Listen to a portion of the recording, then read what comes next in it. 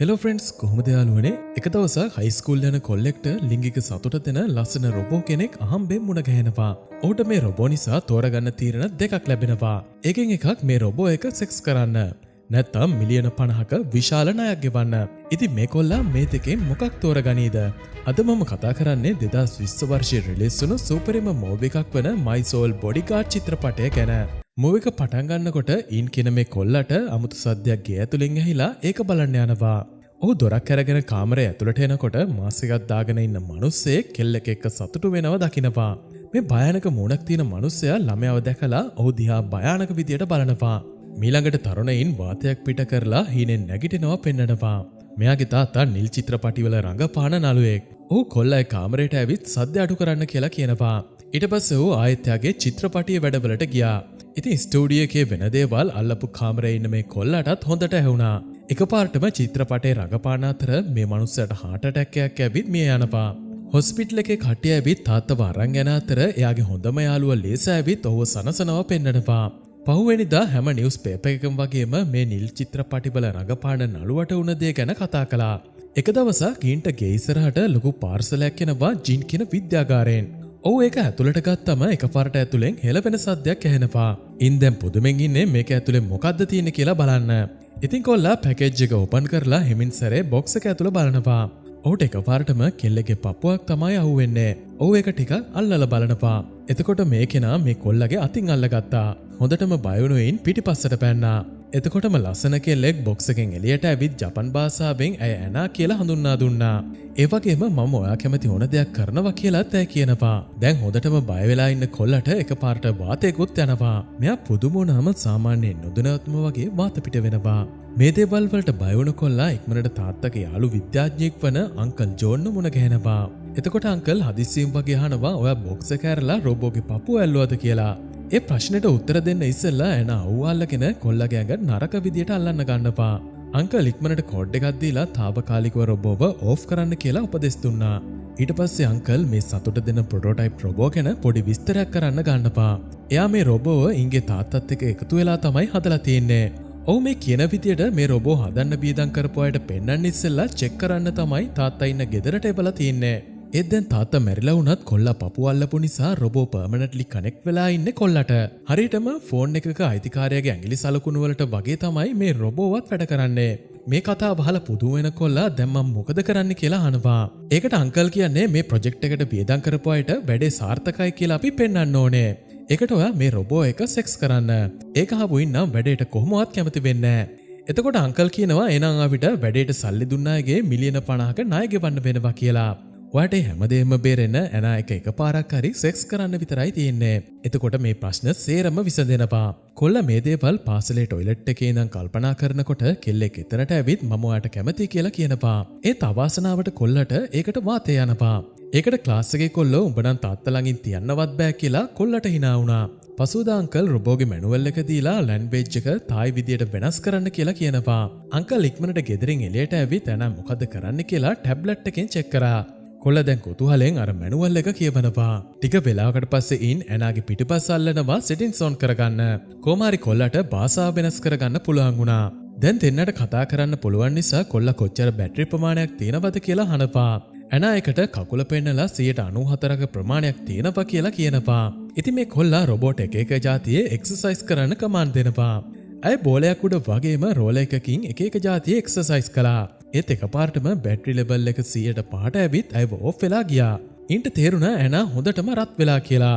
කොල්ලා අයව රෙද්දකින් බහලා ස්කූල් එකට යන්න පිටත් වුණා. ඉන් ගියාට පස්සේ ජෝන් ගෙදරට ඇවිත් දිගු බලයක් තියෙන හොඳ බැටරි එකක් ඇයට සෙට් කරනවා.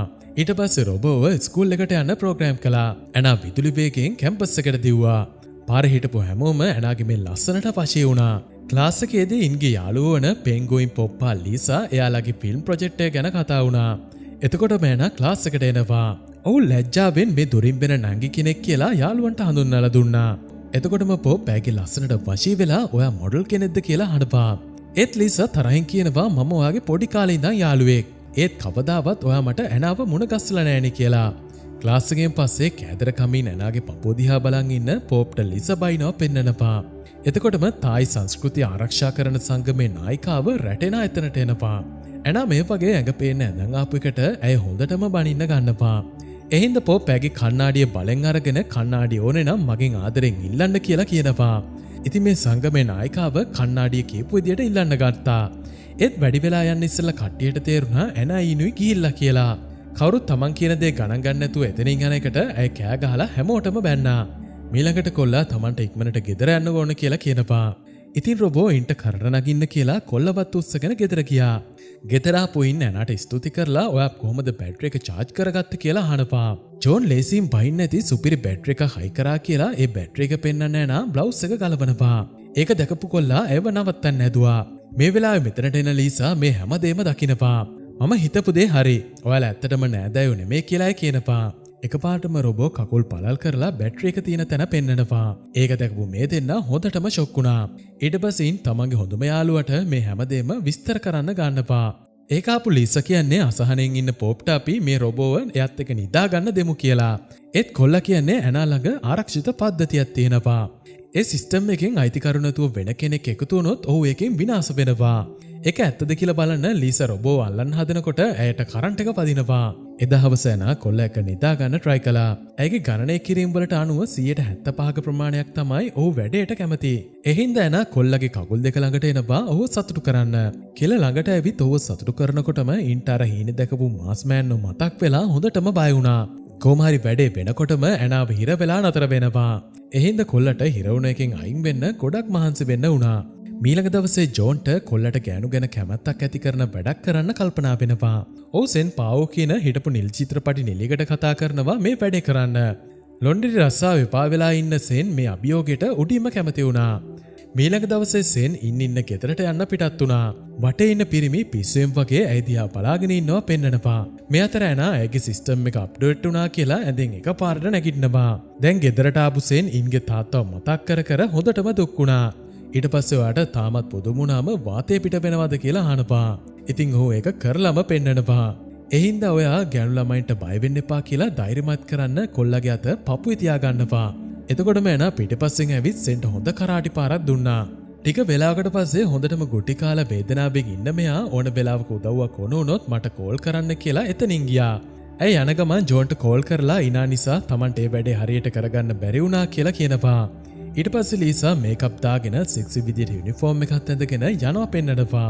පාසල් වෙලාවෙදි රෙටෙනා ඇනාටයි ලීසට ඇඟ පේන්නේ නැතුව හොඳ ඇඳුම් අඳින්න කියලා දෙන්නට හොඳටම බැන්නා. ක්ලාස් එකේදී ටීචර් ළමයින්ට ප්‍රොජෙක්ට් එකක් විදියට නාට්‍යයක් හදන්න දෙනවා. මේ ඩ්‍රාමා එකේ මාතෘකාව තමයි විවාහයට පෙර ලිංගික සබඳතාවල අනුතුරුදායකත්වය. මුලින් මේ කට්ටිය මේ මාතෘකාවට කැමති වෙන්නේ නැහැ. ඒත් මේක හරියට කළොත් හැමෝම එක්සෑම් එක හොඳට පාස් කරනවා කියලා ටීචර් කියනවා. එහින්ද කට්ටිය වැඩේට කැමති වෙලා ඉන්න ගෙදරට යනවා. මොකද ඉන්ගේ තාත්තගේ ස්ටුඩියෝ එකේ ඒ වැඩේට ඕන තරම් දේවල් තියෙන නිසා. මේ අතර ඉන් ලීසගෙන් ඉල්ලනවා ඇනාගේ තත්වය රහසක් විදියටම තියාගන්න කියලා. එතකොටම කට්ටියට සෙන්ව මගදී මුණ ගැහෙනවා. පෙන්ගුයින් ඇය හිටපු නිල් චිත්‍රපටි නිලියක් කියලා ලේසියෙන්ම හඳුනගත්තා. ස්ටුඩියෝ එකේදී ඉන්ගේ යාළුවෝ ටික ඒක ඇතුලේ තියෙන ටොයිස් ගොඩ දැකලා හොඳටම පුදුම වුණා. ඊට පස්සේ මේ කට්ටිය මූවි එක ගැන කතා වෙනවා පෙන්නනවා. එදා රෑ රොබෝ ඉන් එක එකතු වෙන්න try කළා. ඒත් කොල්ලා ඒව ගණන් ගන්නේ නැතුව ස්කූල් හෝම්වර්ක් කරන්න උත්සාහ කළා. මේ වෙලාවේ අහනවා ඇයි ඔයා දුකින් ඉන්නේ කියලා. එතකොට ඔහු තාත්තා නිසා මිලියන 50ක් ණය වුණු විස්තරය කියනවා. ඔව් ඒකට තාත්තට හොඳටම බැන්නා. හැමෝම හිතන්නේ මගේ තාත්තා ඇඩල්ට්ස් ෆිල්ම් වල තරුවක් නිසා ඒක මට සුපිරි කියලා. ඒත් ඇත්තටම ඒක එහෙම නෑ. මීළඟ දවසේ ඩ්‍රාමා එක කරන වෙලාවේදී ලිසා හොරෙන්ම ලිස්සන ජෙල් එකක් බිම හලලා රොබෝට කතා කළා. එතකොටම රටනා ඇය ළඟට දුවගෙන එනවා. කොහොම හරි ඇය රොබෝ එක්කම බිම වැටුණා. ඒ වැටුණු පාර රොබෝගේ ඔළුව බිම වැදිලා ඩැමේජ් වෙනවා. ඒ හින්දා ඔහු ඉක්මනට ජෝන්ට කෝල් කරලා උදව් ඉල්ලනවා. ජෝන් කොල්ලට රොබෝ රීසෙට් කරලා ආයෙත් පණ ගන්නන්න කියලා උපදෙස් දුන්නා. වැඩි වෙලා යන්න ඉස්සලා ඇනා නැගිටලා ඇය හොඳින් කියලා කියනවා. ලීසා මට මේ වගේ දේවල් කරන්නේ මට බයිර කරන නිසාද කියලා රොබෝ අහනවා. ඒත් ඒන් කියන්නේ ලීසා එහෙම කරන්න ඇත්තේ විහිළුවට. මොකද ඇය කරුණාවන්ත කෙනෙක් කියලා කොල්ලා කියනවා. එතකොටම ඇනා අහනවා ඔයා ලීසට ආදරය කරනවද කියලා. මම යාළුවෙක්ට වගේ ඇයට ආදරය කරනවා. ලීසා මගේ හැම අමාරු කාලෙදිම මගේ ළඟින් ඉඳගෙනම උදව් කළා. මීළඟ දවසේ උදේ ඉන් බාත්රූම් එකේ ඉන්නකොට රොබෝ සෙක්සි බිකිනි එකකුත් ඇඳගෙන නානවා පෙන්නනවා. ඇය පිරිසිදු ඉන්න එක මැදගත් නිසා හැමදාම දෙපාරක් නානවා කියලා කියනවා. එතකොටම කොල්ලට අර හීනෙන් පේන මාස් බෑන්ව මතක් වෙලා හොඳටම බය වෙලා බාත්රූම් එකෙන් ගියා. මීළඟට ලීසා උන දෙයට ඇනාගෙන් සමාව ගන්නව පෙන්නනවා. මම ඒ උන දෙයට ඔයත් එක්ක තරහ නෑ. ඇයි ඔයා එකට මාත් එක්ක තරහ නැත්තේ කියලා ලීසා අහනවා. එතකොටම ලීසා කියන්නේ කරුණාවන්ත කෙනෙක් කියන කොල්ලගේ වොයිස් ක්ලිප් එක ප්ලේ කරනවා. මේ වෙලාවේදී අය ඉන් Tamanට හැම වෙලාවෙදිම උදව් කරපු හැටි විස්තර කරනවා. ඔහු දවසක් ලීසාට කරදර කරන්න ආපු මිනිස්සෙට ගහලා පන්නනවා. එදා ඉඳන් ඉන් ලීසා ළඟින්ම ඉඳගෙන ඇයව බලාගත්තා. එතකොටම රොබෝ අහනවා අපි දෙන්නට හොඳම යාළුවෝ වෙන්න බැරිද කියලා. ඒකට ලීසා කැමති වුණා ඔයා ඉන්ගේ පස්සේ මින් එකට නම් මම කැමති නෑ කියලා කියනවා. එදා රෑනා කළු පාට සෙක්සි ඇඳුමක් ඇඳගෙන කොල්ල වල්ල ගන්න try කළා. ඒත් කොල්ල නම් හෝම්වර්ක් කරන්න මහන්සි වුණා. එතකොට ඇය නෝටි විදියට නැමිලා රූම් එක ක්ලීන් කරන්න ගන්නපා කොල්ලට පේන්න. ඊට පස්සේ ආදරේ කරන්න පුළුවන්ද කියලා පොඩි කැල්කියුලේෂන් එකක් කරනවා. ඒක 85% නිසා කෙල්ල වැඩේට බහිනවා. ඒත් රොබෝගේ හදිස්සිය නිසා ඉන් ඉක්මනට ඉවර වුණා. කොහොම හරි ලැජ්ජාවට පත් වුණ කොල්ලා රූම් එකනොත් එළියට ගියා. මීළඟ දවසේ පො පරක්කු බෝතලයක් ගෲප් මීටින් එකට අරගෙන එනවා. ඔහු හදන්නේ ඇනාට පොල වෙරි කරලා වැඩේ කරන්න කියලා ලීසට තේරුණා. එහෙනම් ලීසත් ඔහුට උදව් කරන්න කැමති වෙනවා. කට්ටිය හොඳට විනෝද වෙලා ටික වෙලාවකින් සෙන් එතනින් ගියා. ලීස තොලුව රිදෙනවා කියලා කොල්ලවත් එක්කගෙන එතනින් ගියා. ඇනත් නැගිටලා එයාලත් එක්ක යන්න හැදුවත් පොප් ඇව නවත්තනවා. දැන් කොල්ලගේ රූම් එකේ ඉන්න ලීසා බ්ලවුස් එක ගලවන්න හදනවා. ඉන්න ඇව නවත්තලා අපි හොඳම යාළුවනේ කියලා කිව්වා. දැන් ස්ටුඩියෝ එකේ ඉන්න පොප් කියනවා ඉන් කැමති හොඳ බොන කෙල්ලන්ට. ඉතින් එනා බෝතලේ අරගෙන හොඳට බොන්න පටන් ගන්නවා. ඒත් ඒ ඇල්කොහොල් නිසා ඇනා වක්‍රිය වෙලා ගියා. කොල්ලා එකෙන් ප්‍රයෝජනය අරන් වැඩේ කරන්න ලෑස්ති වුණා. මේක ලැබ් එකේ ඉන්න ජෝන් දකින්නපා. ඒ හින්දා ඌ ඉක්මනට කෝල් එකක් ගන්නපා. දැන් රූම් එකේ ඉන්න ලීසා කොල්ලව කිස් කරන්න try කරලා කලිසමේ බොත්තම කලවනපා. එතකොටම කෝල් එකක් ආපු නිසා ඇයව තල්ලු කරලා ෆෝන් එක ආන්සර් කළා. ඉක්මනට ඔයා ඇනාව හොයාගන්න. වෙන කවුරු හරි ඇනා එක නිදාගත්තොත් රොබෝගේ සේෆ්ටි ඔන්න වෙලා එයා මැරෙන්න පුළුවන් කියලා ජෝන් කියනවා. වාසනාවට කොල්ල වැඩේ කරන්න ඉස්සෙල්ලා ඉන් එතනට එනවා. උඹට හැමදාම ඕන එකම දේ කෙල්ලෝ එක නිදා ගන්න විතරයි. ඒකට යාළුවා නම් කියන්නේ ලස්සන කෙල්ලෝ එක සතුටු වෙන එක සාමාන්‍ය දෙයක්. ඒ තුඹ වගේ ඒක මග හරින එක නම් මෝඩ වැඩක් කියලා කියනවා. ඒකට තරහ යන කොල්ලා ඇනා කියන්නේ රොබෝ කෙනෙක් කියලා විස්තර කළා. උඹට යාව ඕන නැත්තම් මම ඒක ගන්නම් කියලා පොප් කියනවා. ඒකට තරහගෙයින් උඹට මිලියන 50ක් තියෙනවද කියලා අහලා එහෙම තියෙනව නම් මම ගොඩක් කැමැත්තෙන්ම රොබෝ උඹට දෙනවා කියලා කියනවා. ඒ වචන අහපු ඇනාට දුක හිතෙනවා. ඔව් සමාව ගන්න try කළත් රොබෝ ඇත්තටම අඬලා කනේ පාරකුත් ගහලා එතනින් යනවා. උන දෙයට දුක්ුණ ලීසා කොල්ලට පස්සෙන් යන්න කියලා බල කළා. කොහොම හරි එළියට ආපු ඇනාව වාහනයකට හැප්පුණා. වැඩි වෙලා යන්න ඉස්සෙල්ලා ජෝන් ගෙදරට එනවා රොබෝව චෙක් කරන්න. දැන් ඒ අනතුර නිසා රොබෝගේ මදර් බෝඩ් එක හොඳටම ඩැමේජ් වෙලා. ඇයව ලැබ් එකට අරන් ගිහින් තමයි හදන්න වෙන්නේ. ඇය හදනකොට ඇගේ හැම මතකයක්ම නැති වෙන්නත් පුළුවන්. ඒ මතකයන් ආයෙත් අපිට හදාගන්න බැරිද කියලා ඉන්න අහනවා. දැන් හැමදේම වෙලා ඉවරයි. අපිට වෙන කරන්න දෙයක් නැහැ කියලා කොල්ලට උන හැමදේටම ජෝන් සමාව ඉල්ලනවා.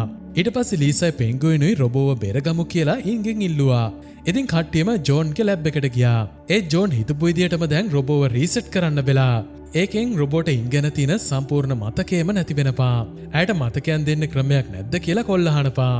ඒකට එක ක්‍රමයක් තියෙනවා. ඔයාගේ මොලේ තරංග රොබෝට කනෙක්ට් කරලා රොබෝගේ මතකයන් රිකවරි කරන එක. ඒත් එක කරන එක ඔය දෙන්නටම අවදානම් වැඩක් කියලා ජෝන් කියනවා. කොච්චර අවදානම් වුණත් කොල්ල වැඩේට කැමති වුණා. ඉන් ඇනාගේ මතකයන්ට කනෙක්ට් වුණාම ඇනා ඇවිදගෙන යනවා දකින්නවා. ඔව් ඇගේ පස්සෙන් බාත්රූම් එකට ගියා. එදා බාත්රූම් එකේ සිද්ධිය තමයි මේ මතකයේ තියෙන්නේ. එදා වගේ ලැජ්ජ වෙන්නේ නැතුව මේ පාර කොල්ලා ඒ විහිළු කරන කොල්ලන්ට පාඩමක් උගන්වනවා. ඔහු දොර අරිනකොට ළමා කාලේ දැක්ක මාස් මෑන්ට ඔහු බය වෙනවා. ඒත් ඔහුට තේරුණා මේ හැම වෙලාවෙම මේ මාස්ක් එක දාගෙන ඉඳලා තින්නේ එයාගේ තාත්තා කියලා. අවසානයේ ඌ ඇනා ඇඳක සිහිය නැති වෙලා ඉන්නවා දකින්නවා. අපි දන්නේ පොඩි කාලයක් වුණත් ඔයා මගේ ජීවිතේ සම්පූර්ණයෙන්ම වෙනස් කරපු එකට මම ස්තුති කරනවා. මම ඔයාට හරියට සැලකුවේ නැති වුණත් ඒ හැම වෙලාවෙම ඔයා මාව තේරුම් ගත්තා. ඔව් මේ දේවල් කියලා අඬමින් ඇයට නැගිටින්න කියලා ඉල්ලුවා. ඉතින් වැඩි වෙලා යන්න ඉස්සෙල්ලා කොල්ලගේ උත්සාහය සාර්ථක වෙනවා. ඇනා නැගිටලා කොල්ලව බදා ගන්නවා. මේ අතර සැබෑ ජීවිතෙත් ඇනා ඉන්ව ආදරෙන් බදාගෙන ඉන්නවා පෙන්නනවා. මේ දේවල් වෙලා දවස් ගාණක් ගියත් තාම රොබෝට කොල්ල එක්ක හරියට සෙක්ස් කරන්න බැරි වුණා. ඒත් දැන් කොල්ලට නම් මිලියන 50 ණය ගැන තවත් දුක් වෙන්න ඕනේ නෑ. මොකද ඇමරිකානු නිල් චිත්‍රපටි නිෂ්පාදකවරයෙක් තාත්තගේ චිත්‍රපටි සේරම මිලදී ගන්නවා. පොප්ට වගේම රණානට තේරුණා එයාලා දෙන්නට දෙන්න මුලින් ඉඳන්ම කැමතියි කියලා. ඉතින් පොප්ගේ ඉල්ලීම නිසාම ඉන්ගේ තාත්තගේ ටොයිස් යූස් කරන්න රටාන කැමති වෙනවා. පෙන්ගුයින්ට සෙන්ගේ ආදරේ දිනා ගන්න පුළුවන් වුණා. මේ දෙන්න එකතු වෙලා ලොන්ඩරි බිස්නස් එක දියුණු කරගෙන ගියා. ලීසා තැනා එක්ක දිගටම හොඳ යාළුවෝ වගේ කාලය ගත කළා. ඒ ජෝන් එයාගේ සතුට දෙන රොබෝගේ නිර්මාණය ෆේල් වුණ එකට දුක් වුණා. අවසානයේ ඉන්හා ඇනා හොඳ යාළුවෝ වගේ එකට සතුටින් ජීවත් වෙනවා පෙන්නනවා. මූවි එකත් එතනින් අවසන් වෙනවා.